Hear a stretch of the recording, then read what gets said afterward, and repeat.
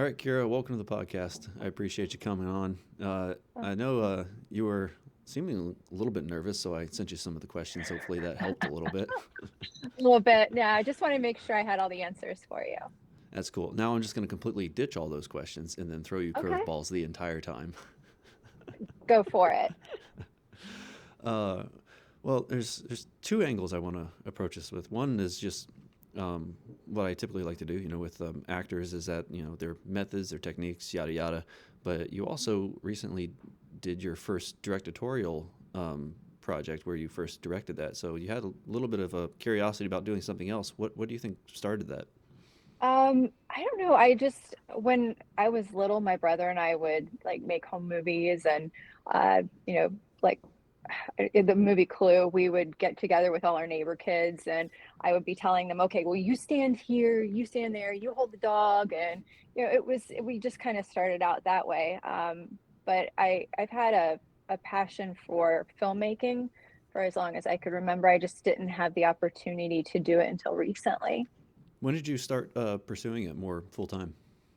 Gosh, it was 2016. I had not done any real acting before until then. A friend of mine said she knew somebody who was making a feature film in Wilmington, Ohio, and asked if I wanted to be an extra. And I was like, sure, why not?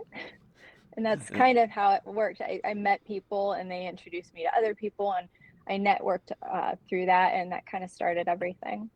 Okay, so how long ago was that? That was, you said 2014? Was that? My 16. 16. Okay, my mind's Mhm. just making up numbers. That's all.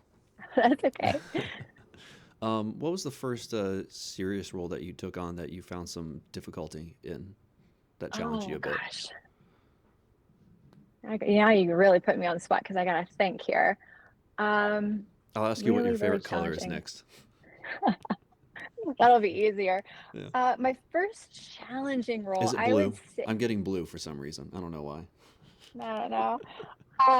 Yeah, my first really challenging role, I would say, was in The Rise of Elsie Matthews. It's a Mm. film by J.W. Cox. Uh, I had to play a mean, drug addicted, drunk stage mom who Mm. hit her kid. So that was kind of hard to get into character for.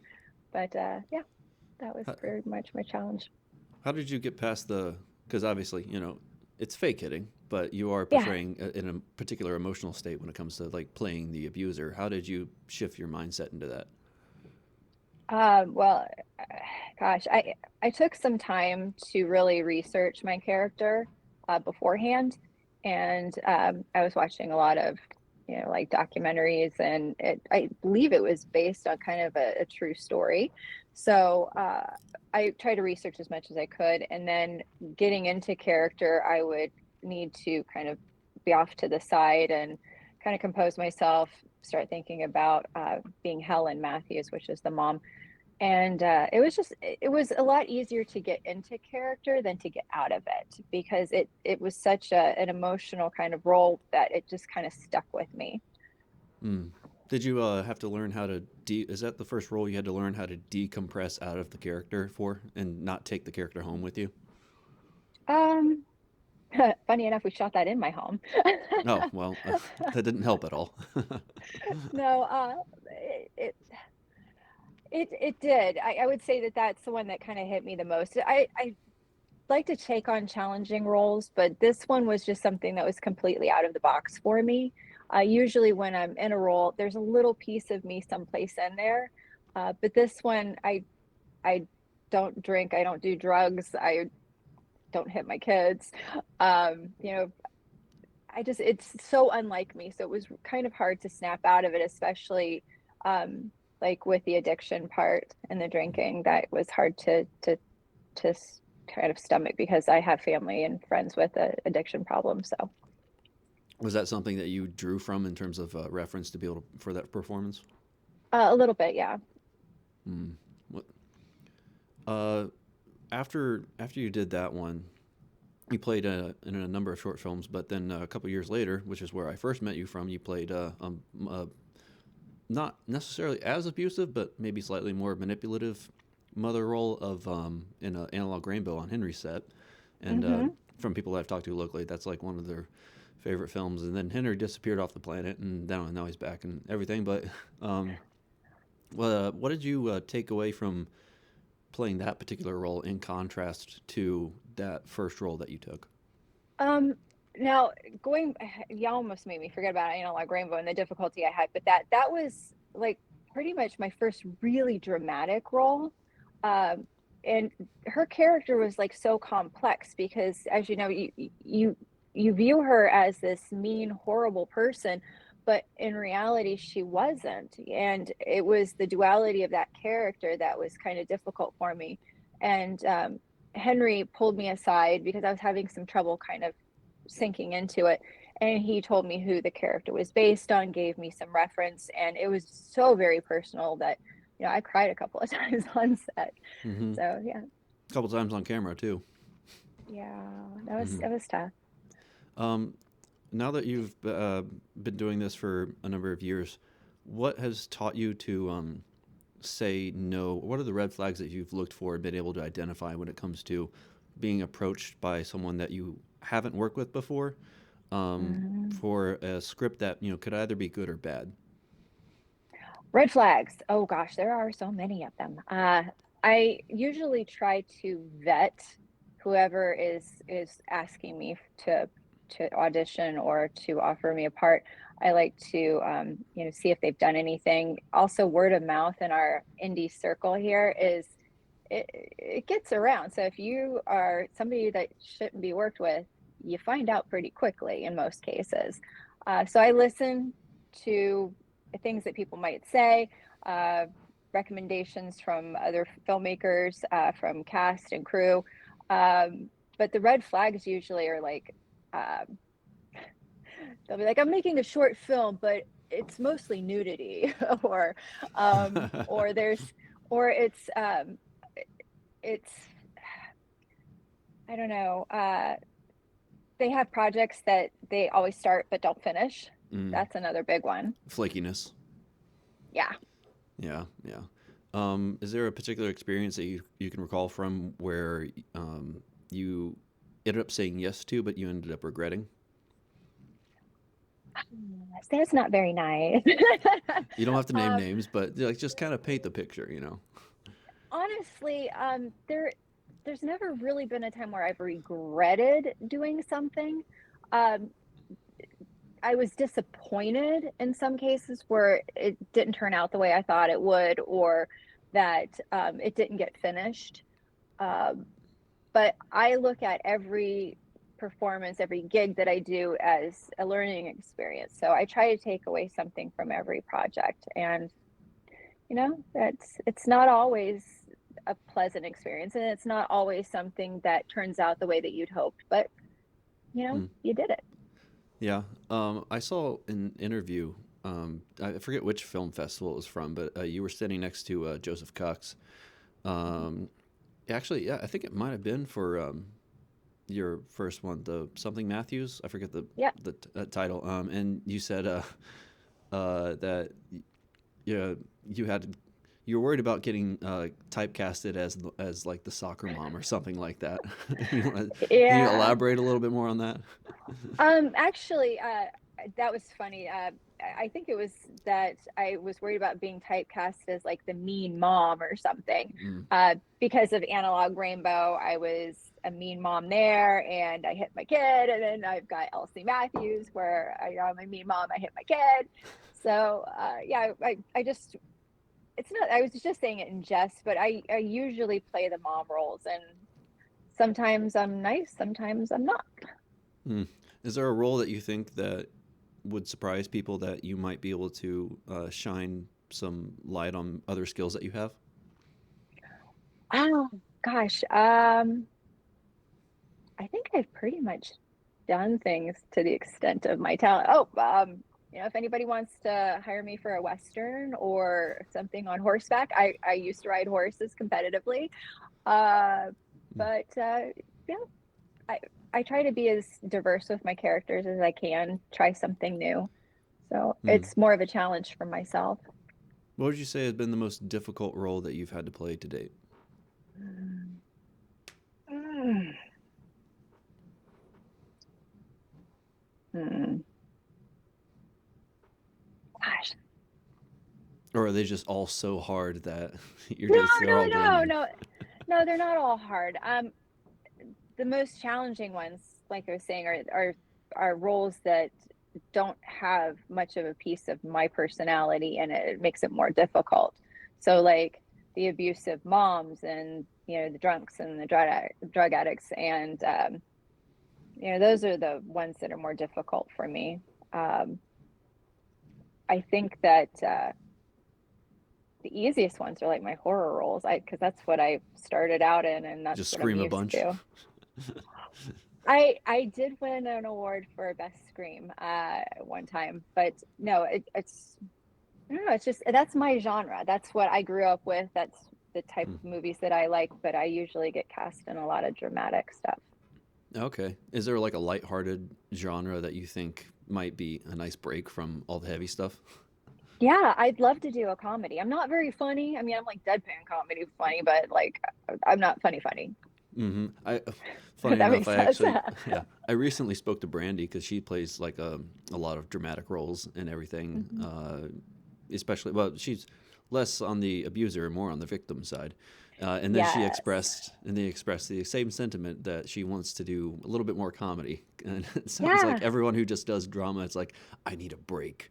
I feel like I'm in the middle of a book written by Friedrich Nietzsche or something like that, and everything's or Dostoevsky, and everything's just like miserable and uh, but no, I mean I can understand the sentiment because comedy sets they're just fun. I mean, and Mhm. improv is a little bit more welcome because if it makes it funnier, it makes it funnier. You know, it's not Oh like yeah. you're trying to hit a particular emotional cue that's going to pivot a particular scene, which the rest of the film hinges on, especially if it's a short film.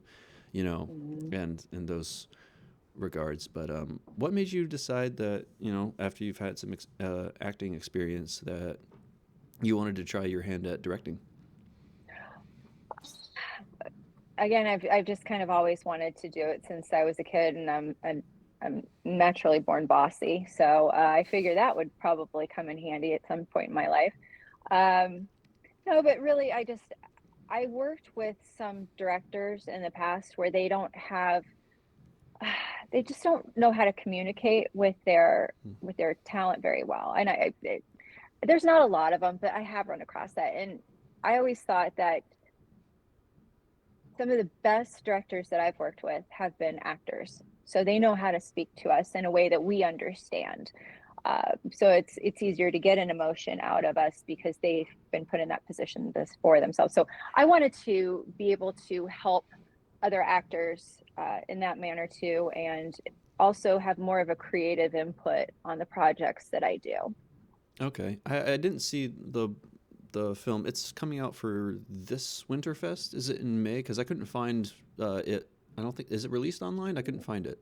No, no. It's winter film, which I try to participate in every year. It's a competition based in Cincinnati, and this one is winter film 12, I believe. And you have a month to make a film that's 10 minutes or less, and you have a prop, and you have a theme. Hmm. So uh, there's you kind of just work with what you've got to make it uh, I don't know, you basically just have to make a movie within What were the a elements that month. you were given for this film? Let's see here, the a map, and the theme is knowledge, A so map and knowledge. Okay. mhm. Is it that's they only give you like two? I thought there was usually sometimes like three when it comes to these film challenges or something like that. Or maybe I'm just thinking of something different. Not winter film. Winter film's a bit different in the fact it's not like the 48 where you have to have a line from a film or a certain prop. He tries, or a certain genre. Uh, Kent likes to make it open so that your creativity has a chance to kind of bloom in whatever direction you take it in. It's one of my favorite film festivals to attend, and that it's usually a springboard or a launching pad for a lot of the films that I'm in, uh, so that they not only screen at Winter Film, which this year is May the 10th at the Woodward Theater in Over the Rhine in Cincinnati. Mm. Um, but it's kind of like a springboard for where a lot of the films that I'm in go to other festivals after that. Yeah. Well, what are your thoughts on the community in terms of how it functions in the there's a lot of like little pockets of groups, between Cincinnati and Columbus, and then you Hmm. got middle ground in the Dayton. Um, and Yeah, like you said, if you're somebody who doesn't work well with others, like word will spread. We're still in the Midwest, although we live in large cities. It's small enough to where people talk. they do. It's There's Hmm. some gossip of the town. Um, but are there are there any thoughts about the community at present that you think could be improved on that would maybe make it more cohesive in terms of how we work together? Honestly, that I think that over the years that I've been involved, I think it's gotten quite a bit better. Not only just more professionally, but also, branching out and working with people that you wouldn't usually work with. When I first started, it was more kind of clicky. I mean, it might still be right now, but more so when I first started. You had your groups of people that you constantly worked with and you constantly put out films with. And I've noticed that it's really taking a shift to where people are taking their films a bit more seriously, more professionally. Um, you know, Back when I started, call sheet, what was that? You just got Mm-hmm. an email or a text message, be here at this time.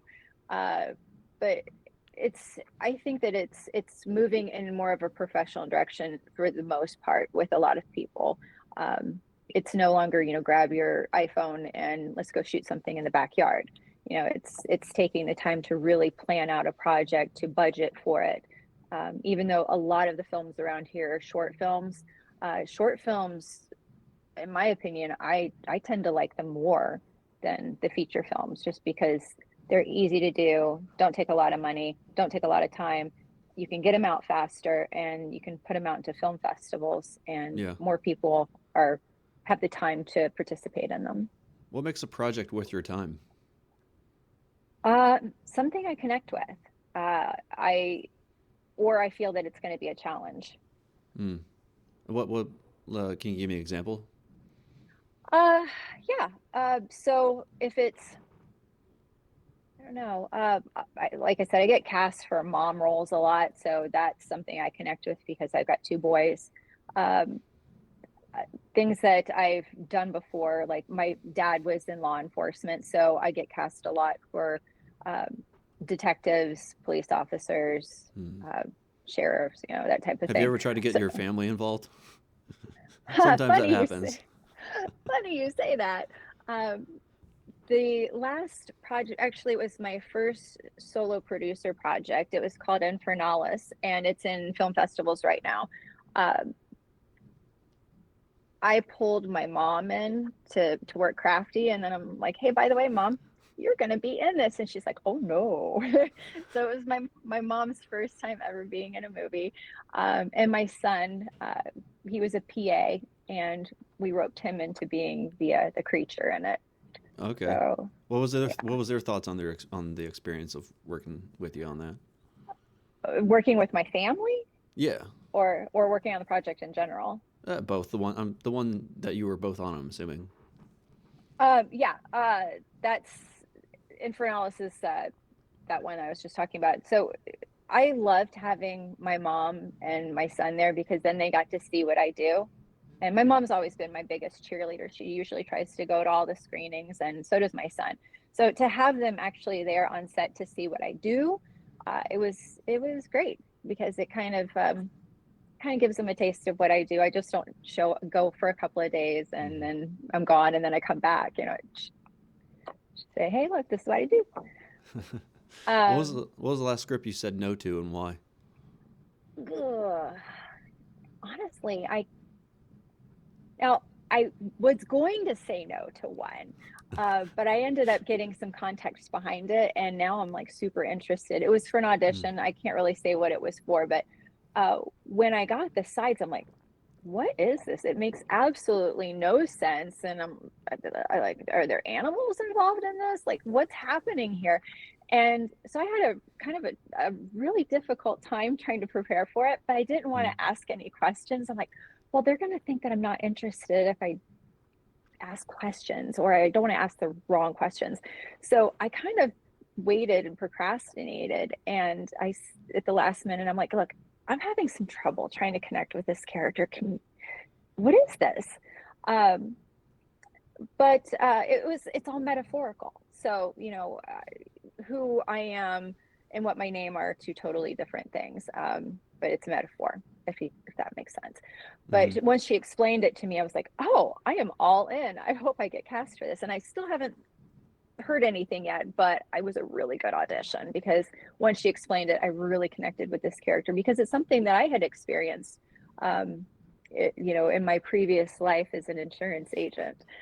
So, Um, how do you? Because you mentioned that some directors have, or at least first-time directors, have a little bit trouble communicating, and there's sometimes not necessarily a language barrier, but perhaps a creative barrier when it comes to articulating your vision and what you want out of a performance. When you mhm. see a director that's somewhat struggling, how do you approach that director to be able to sort of extract what he's struggling to communicate from what he wants from you? Oh, yeah, I usually ask if I could kind of speak with them off to the side, just for a minute or so, and try to try to figure out what they're asking of me, because sometimes they'll be like, okay, you're feeling really sad. I'm like, well, why was Whoa, I sad? Can such you explain that a poetry. little better for me? I like to give examples like, okay, well, I'm sad because did my dog die? Am I sad because I didn't get a job? Am I sad?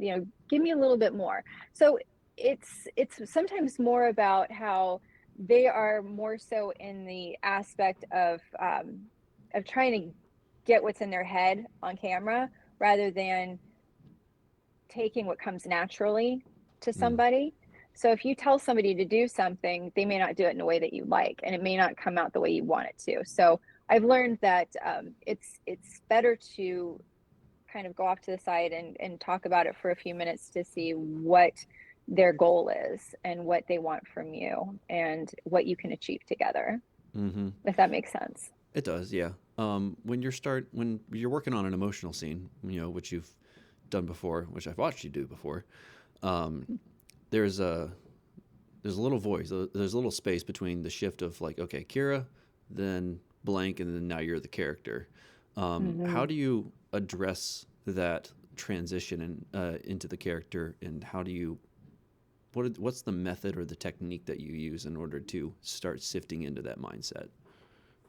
Um, I'm pretty lucky that for the most part that once we start rolling, I'm immediately out of Kira mode and I'm into my character. Um, I guess I don't know how that came about. I've heard that it's difficult for some people, but for me, it's like flipping on a switch. It's like when you're a kid and you play pretend. Okay, all right, I'm a pirate now, or I'm a princess. You just automatically Mm, go to that place.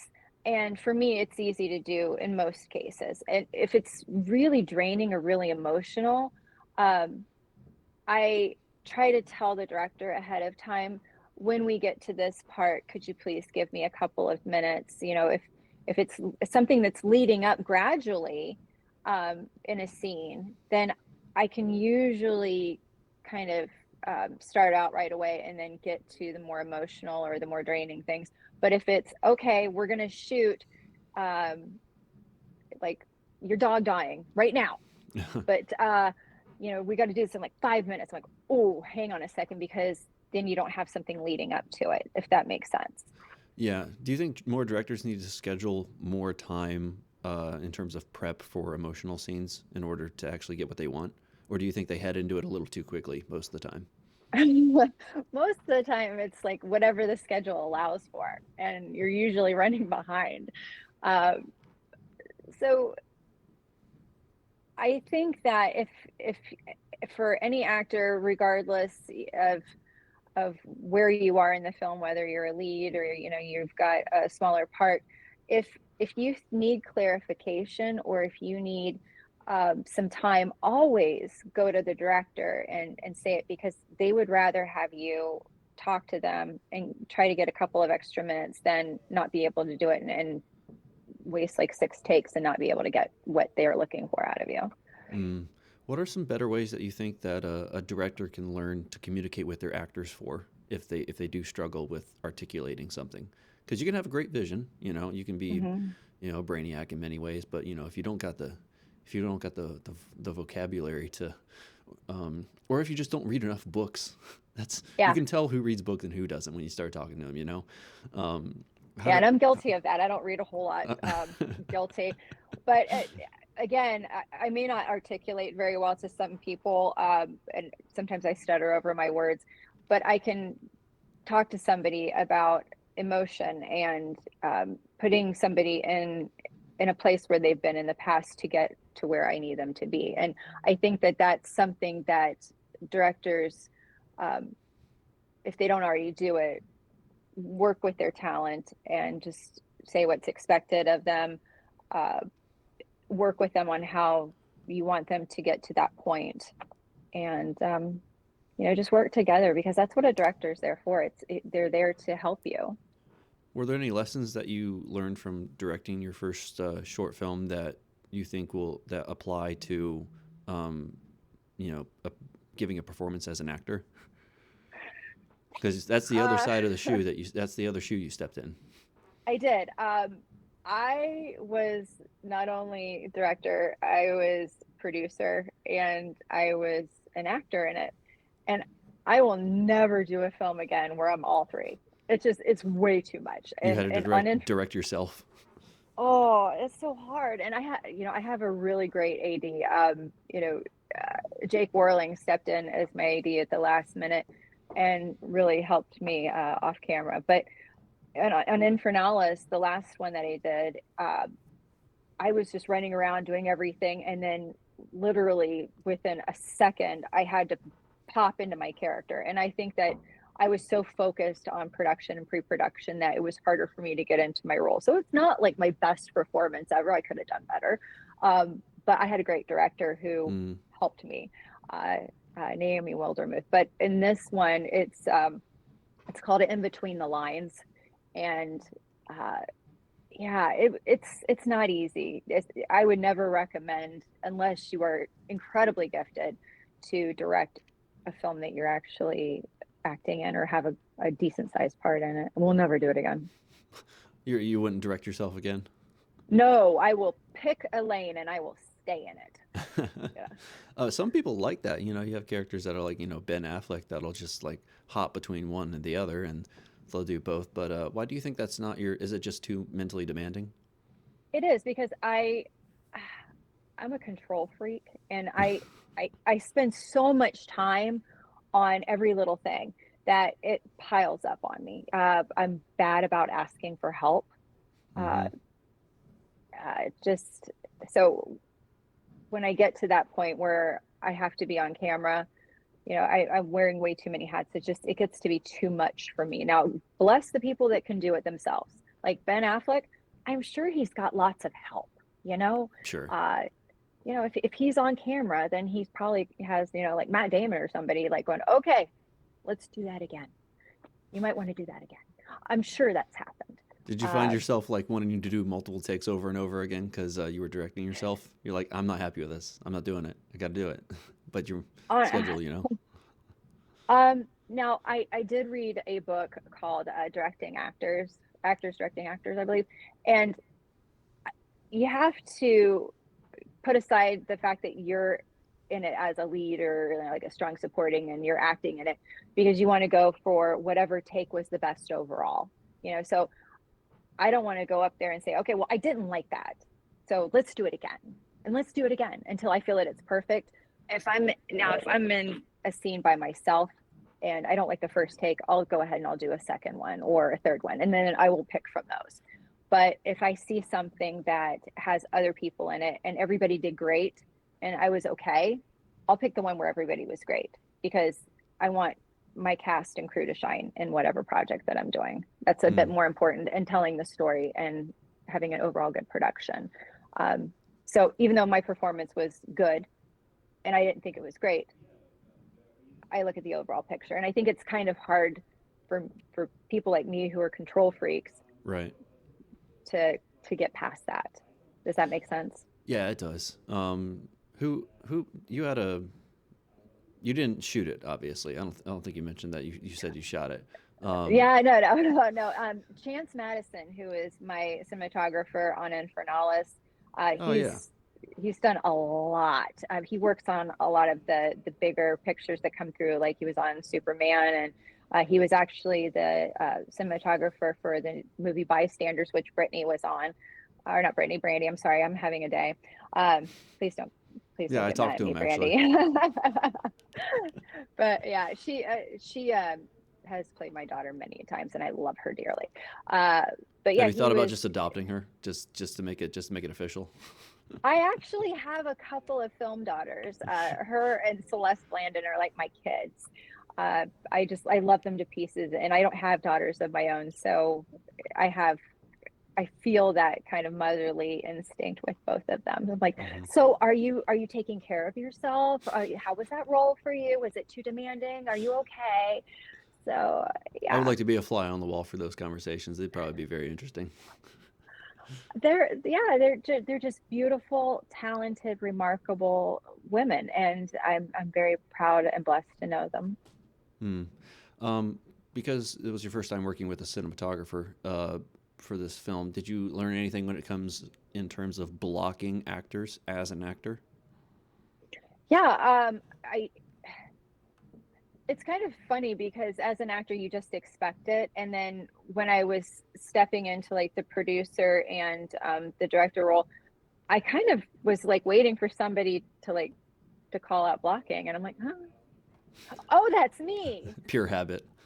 Oh, shoot. Okay, well, let's go ahead and start an hour earlier for just you and me, and so Chance was great about saying, okay, well, this is what we usually do. Let's go ahead and he makes suggestions on, like blocking, and then Naomi Wildermuth, she has always stepped in to help out. And um, like I said, she was the director on Infernalis, and they kind of taught me, okay, this is what you do behind the camera, and this is the process that you go through. So I've learned so much from them, and yeah, it Hmm. was challenging because I expected, okay, well, who's going to call cut? So we just sat there and we're just going, going, going. I'm like, oh, cut. I mean, I'm sure that might be mildly embarrassing, but it's also kind of funny, you know. Well, it helps that I was working with friends and people that I've worked with before. So, you get Hmm. embarrassed and you just move on. Would you direct another project again? Yes, absolutely. Wholeheartedly. Yes. Just not with me in it. Oh, okay. Um, what's been your favorite thing that you've learned from getting involved with acting on the indie scene that you've encountered in the past few years? Could you repeat the question for me? What's the favorite thing that you've learned or lesson that you've learned from being in films as an actor? Oh, gosh. Networking. That is so big. Uh, just go to all of the functions, meet everybody that you can meet. Because it takes it's like it just takes one person that you get introduced to that can open your entire world up. And I just find it remarkable that just on something that I had a chance encounter on, I was sitting at my job, uh, and my friend was talking about her friend making a movie. I'm like, oh, that's cool. And she called Mm, me. She's like, you want to go be in a movie? I'm like, and that was the catalyst for everything that happened. It just like snowballed from there. So you just never know. Introduce yourself to everybody. mm. Network. Network, network, network. Yes, it is so important. I mean, it's and be on time, be early and be cooperative, that kind of stuff. Hmm. When it comes to networking, you're watching a lot of other people's films. Sometimes you're being involved with them, and certainly as a smaller community and being in the indie world, you want to be encouraging. You want to Mhm. give thoughts and praise. Where do you think is the proper place for constructive criticism for your fellow colleagues? I guess it depends who they are and how well I know them. I mean, Hmm. just being honest. Uh, if it's somebody that I've worked with in the past and I'm on a good rapport with them, if they ask me, I'll give my opinion, but I'll try to do it gently. Um, but if it's somebody that I don't know very well, I will never like really talk smack about somebody's production Hmm. to their face or behind their back, just because I try to remember how hard it is to make a film, and I don't like to criticize because it's not easy. I mean, you could have somebody who has something that they spent a lot of time on, and you may not think it's all that great, but you know what? To them, it's everything. And your opinion is like this compared to everybody else watching it. So I just look at it as an artistic choice for people. So if it's terrible, I'm here to support you 100%. Good for It's you. like try again. I'll pray. I'll root for you from the back of the room. No, no, I'm always do unto others, man. I mean, so Yeah. if you're watching something and you just can't get into it, always support your people, because those are the people that are going to support you when you need it. Um, so yeah, I Do you mean, think you become more compassionate toward the production side once you started seeing behind the scenes and all the work that goes into it? 1,000% yes. Because yeah, I do remember being when I first started out, and I was sitting there watching it, and I'm like, oof, what are we watching? And then I started making films myself, and I'm like, okay. So when I say make films myself, so like this was back in like 2016, and I saw something that was just, it was very rough, and I didn't understand it. And I just told the person next to me who was a friend of mine, I'm like, what are we watching? But as I started to be in more films and be more involved on like the production end, it just becomes really apparent that it's not easy, and you never want to poo-poo on somebody's art. Mm-hmm. Are there any common mistakes or negative motifs that happen in your experience when you're watching an indie film by fellow colleagues that you think as a whole can be improved on? Uh, I mean, yeah, I try to personally learn from the things that I'm watching. So if somebody has an issue with lighting or something that might prompt me to work on the lighting, on a better lighting situation on my own project, I try to learn from others. So if somebody's doing something really great, I'll try to talk to them about it and be like, hey, so can you like tell me like how that was lit, or how did you come to the realization that you wanted to do this project, or can I talk to the person who gave you that location? uh but as far as things that are uh, not that great. Again, I just try to be supportive and keep my mouth shut. And if they ask me, then I'll I'll try to voice a little bit of what my opinion is, but not in a harsh way, if that makes sense. You don't want to make enemies. I mean, it's you don't want to hurt feelings, and I know that this is kind of a business, and it's a business for a lot of people. And then some people just do this as a way to be creative. Um, yeah, you just I don't want to be mean to people just because it's just it's not the right thing to do. Yeah. And it's something that they feel passionate about. So who am I to judge? Hmm. When you're working on set with as an actor, and then you have other actors that you haven't worked with before in the Hmm. same scene, how do you cultivate good chemistry in terms of the blocking and the dialogue and how you're working with that other actors? Because performances play off of each other, and Hmm. chemistry is a huge component of the synergy that happens between there. And so, how can you cultivate good chemistry with someone you haven't worked with before? On a lot of projects, there's no rehearsal, especially on short films. You just kind of show up and you're like, "Hi, my name's Kira. You know, I Hopefully, play everyone this memorized person." their lines. Yeah, yeah. Well, what I like to do is I try to first introduce myself to everybody, and um, sit down with my other cast and just kind of go over the script a couple of times and get to know them a little bit. And then also to talk about our characters. So usually when you get to set, you're not gonna start filming right away. There's usually that nice little Hmm. hour or so, 2 hours, sometimes three, You're kind of just before you start. mingling, walking around, you know. Yeah, make the most of your time. So get to know your people that you're working with on camera, and run through the script a few times. See how you play off of each other, and sometimes it'll turn out a little differently than what you thought it would, because maybe your co-star went to the same high school that you went to, and you guys have like that feeling of togetherness, and Hmm. that might strengthen the friends bond that you have with that commonality. Little things like that. You just find, if it's somebody that you're not supposed to like, find something about them that you don't like and hold on to that.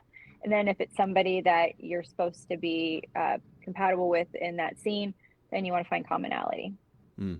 What's your dream role? What do you think that you would love to try to crack at, in other than front a mom? of Oh gosh, I've pretty much done everything. I wanted to play a serial killer like Eileen Warnos or something. I'd Mm. love to play Eileen.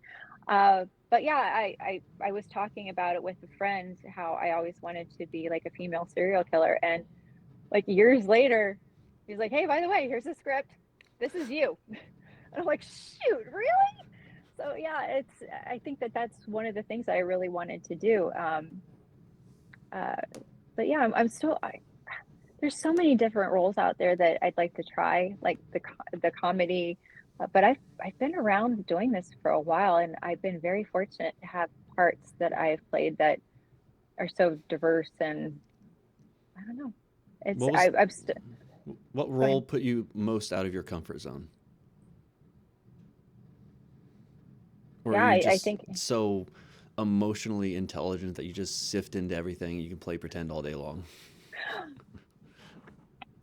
I hate to like say it, but really I can play pretend all day long. Who was it? What actor said that it's just plain pretend? Was that Sir Anthony Hopkins, or was it who was it? I was just watching somebody. He's like, you just play pretend, and that's, for me, that's what it is. I can easily flow into characters for the most part. Mm. Okay. Well, no weird roles. Just all good vibes. I don't know. There's like nothing that stands out to me that I want to do as far as roles, other than just like that serial killer. But who's to say that things aren't going to pop up that I never thought about? And Mm. like, wow, I'd like to do that. Like I've even been an astronaut. I mean, there's like very few things I haven't done. I've been in space. I've been a killer. I've been killed. I've been robbed. I've been a mom a cajillion times. I've been a waitress. There's a lot of things that I've tried, and I've been in over like 200 projects roughly. So, Oh, I didn't even know so that much. I saw your IMDb. I don't think I counted 200. no, no, no, because a lot of them are like the commercials, they're industrials, they're things that don't get put on IMDb because people don't do IMDb. Yeah, a lot of like there's a lot of industrials. Like I had to Okay. be I did an industrial where um, I was a mom, and I answered the door, and I was told that my husband was killed in an industrial accident. Damn, that was hard. And Mm. the person who was at the door, I was playing her, and I didn't know it until afterwards.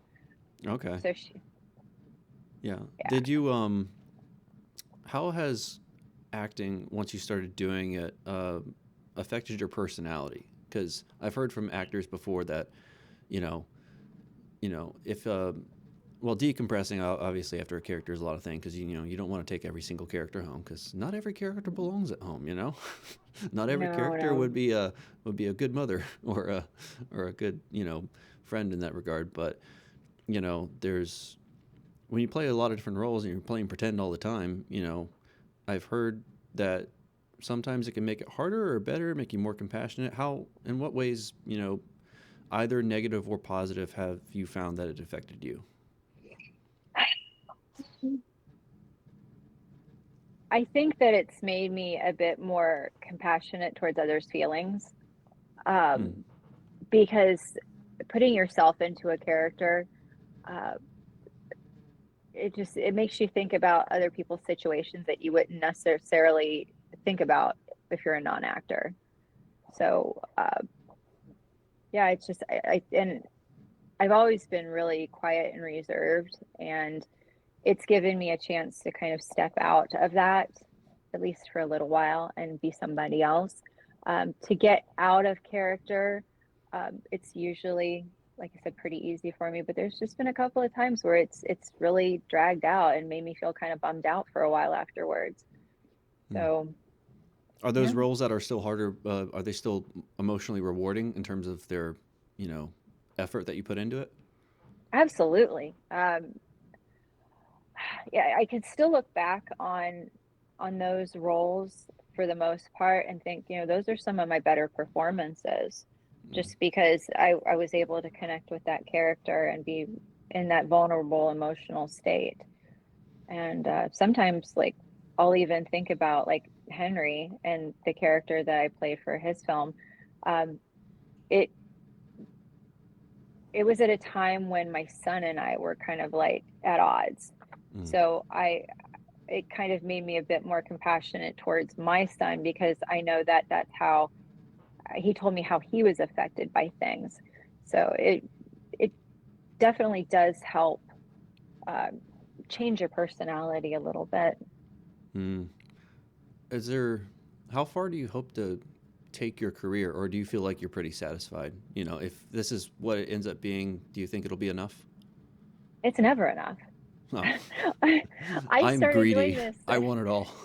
Yeah, absolutely. I mean, I've wanted to do this my entire life, and I was behind the eight ball to begin with, and so I'm trying everything that I can do to improve myself Hmm. and to take on more projects outside of my comfort zone, and also geographically outside of my area.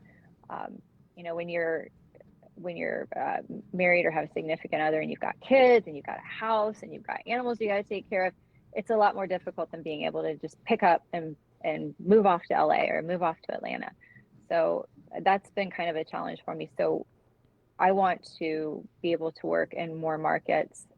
I moved into Atlanta, working there quite a bit more than I thought I would, and I've just now started networking in Pittsburgh. So, but yeah, it's Okay. never enough. I want to be in feature films, like union productions, big budgets with speaking parts. I mean, that's like my golden goose right there. I'd love to do that. Um, so if anybody's watching and you like somebody who can look like anybody, or be a chameleon or be any role, give me a call. I'll put all of your info in the description, and I'll just put like large like emojis surrounding it, and then, you know, just get people's attention. Thank you. Yeah, it's been a wild ride. I mean, this is just something that I never thought would happen, and I'm so glad that it did, because it introduced me to a whole new world of people that I would have never known otherwise, just from that one chance encounter Hmm. with being on a film set. So, Do you wish you had started sooner, or do you think that it's because obviously, you know, when you're raising a family, if you were to start sooner, there's a downside of like, well, then, you know, another work schedule and the crazy life of being an actor can put a strain on it. mm, So there's that downside, but there's also, it's like, well, you started sooner. Maybe you be getting those roles idealistically by this time. Do you think? Do you have any? Do you wish you'd started sooner? sometimes I get I get envious of those young kids that are just starting out. They're in their late teens or their early 20s, and they're just packing up and throwing caution to the wind and moving out to Atlanta. And um, I think that I could look at it and be regretful that I didn't. But I try to look at it that everything that I've done in my life has led me to this point. So now as somebody who's older and who has experienced more out of life, I can recognize warning signs. I could recognize things that maybe somebody who's inexperienced doesn't recognize, just like life lessons. Mm-hmm. Um, so yeah, I feel bad for some of those girls out there that think that they have to do things that they don't want to do in order to be in film, or they have to uh, just, take parts that they don't want to because, they feel like they have to. I just, I know now that I can be more selective because I don't fear that I'm not going to be good enough because I feel that everything that is offered to me or that I have a chance to audition for is there for a reason and it was meant to be there for that reason. If I don't get it, there's a reason for it not working out. Mm. In That's what kind of ways do like you my life lesson. in what ways do you think life experience can affect the roles positively? It gives you your own life experiences will help take you to a place that you need to be in order to emote properly for that character. So if you have a character whose parent passes away or spouse passes away, or you've had that tragedy in your life that can help get you to that point. Whereas being younger and or having things happen at your job that puts you in a position where you'd have to think, what would I do in this particular position? Like you get a larger emotional bandwidth that you can draw from. So it sounds like to Mm-hmm. me. Hmm. Yep. Yeah. Again, not able to articulate very well, but I stumble through my emotions here. It's easier for me um, to pretend to be somebody else than to be myself. Mm.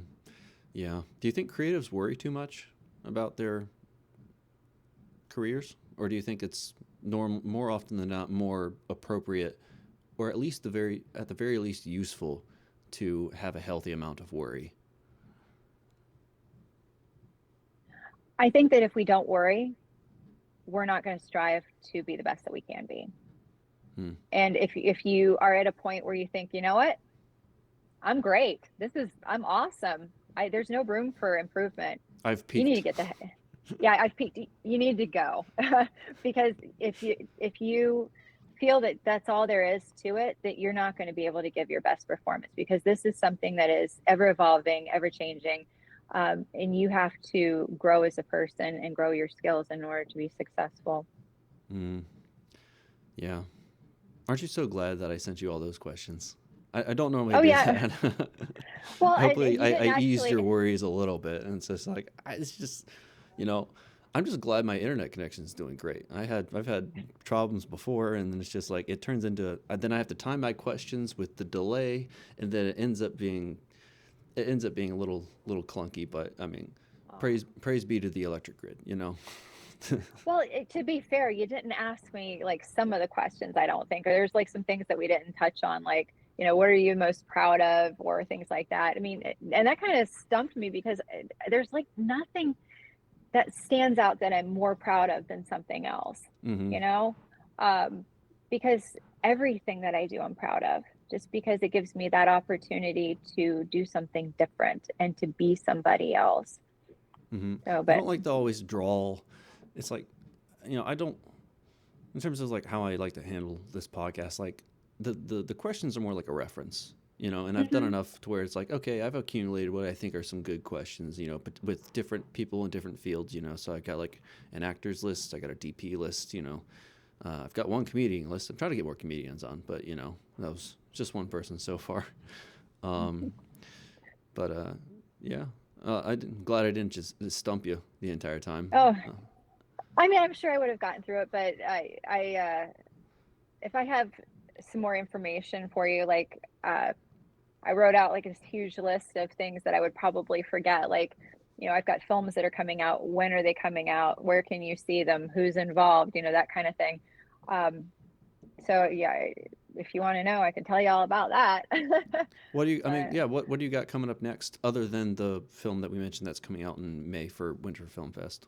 yeah, I was involved in a project called The Boy from Below, and that's a Tori Jones production. It's got a lot of local actors in it. It's kind of like a sequel, um, but Jack Norman, he is reprising his role as the boy, but it has Spooky Madison, who is just, they are amazing. If you do, you know who Spooky Madison is from Um, Columbus? Spooky Madison. It sounds familiar. I only know is Spooky Madison. Spencer. Is that a man or a woman? Um, Spooky. well, I believe she, them.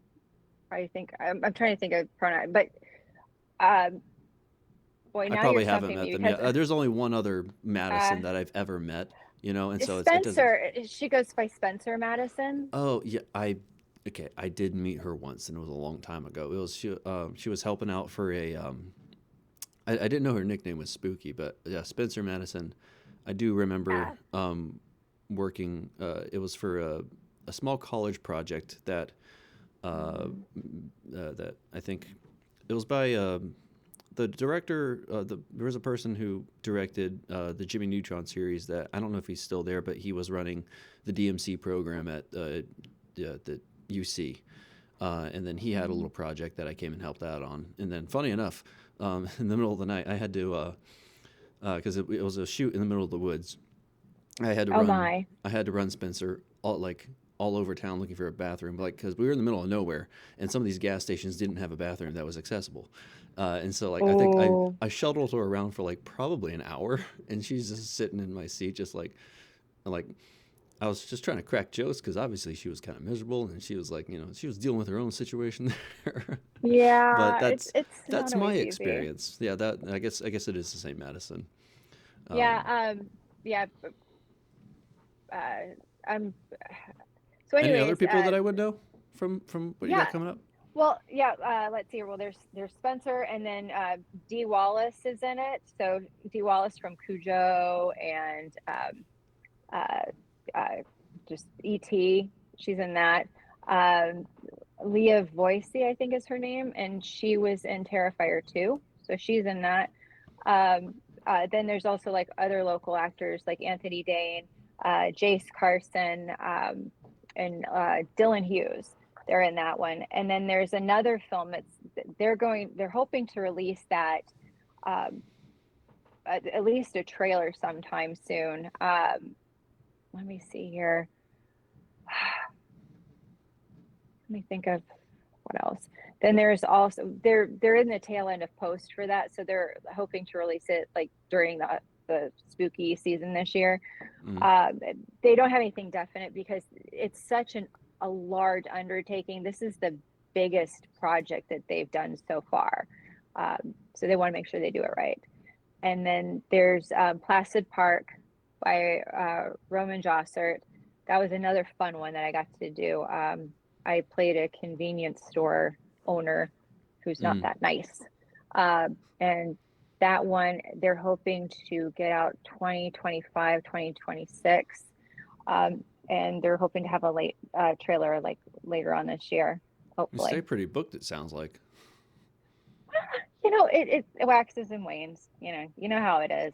Is I it mean, more unless seasonal you're that you think when you get offers? Because you know you're always auditioning for stuff, but do you think are there any patterns in terms of the waves of when you get um, accepted for particular roles in terms of seasons? uh it just depends on how much you audition. Mm. I would say that there's I get what I put into it. So if I'm feeling lazy and I don't feel like auditioning, then I won't work for like a couple of months. I mean, you constantly have to be auditioning in order to get something. Um, so for me, it just depends how much I'm auditioning. Now, I know that there is kind of a busy season for crew. Um, like the larger productions usually come here in like spring and summer. And so wintertime, if you're going to make a little indie film with your friends, that's pretty much the time to do it when nobody's working. Mm. Uh, but I've got friends that are crew and they are constantly busy. So it really depends on what you do and how much you audition for it, or, how much effort you make on looking for your job. Okay. Well, Kira, it was great getting to talk to you. Thanks for coming on the podcast. Well, thank you very much for having me. And I do have to plug something if you don't mind. Go ahead. I was in a film called The Cocktail. It's a short film. It's going to be involved in a showcase at the Lindsay Theater in Swickley, Pennsylvania this Thursday, and tickets are free. So if anybody is out in the Pittsburgh area and they want to see a bunch of really cool films, stop on out and see us this Thursday. It starts at 7, and on my social media, I've posted links for free Okay, tickets. sweet. You got any final thoughts or words of wisdom or any sort of Socrates knowledge you want to drop on us? Just, don't be afraid. Take chances. Nothing's holding you back but you. So, and I fight with myself on that a lot. Hmm. So I'm afraid. That's why I don't do what I want to do. So take chances. Okay. Well, thanks for coming on. Appreciate it. Well, thank you for having me. I really appreciate it. And it was good talking with you. It was good seeing you again. I was trying to place where I had seen you before, where we had met. And I'm like, I know this guy I'm because you usually in the worked with him. shadows on set. Like, I've got my own ideas for projects, and I'm trying to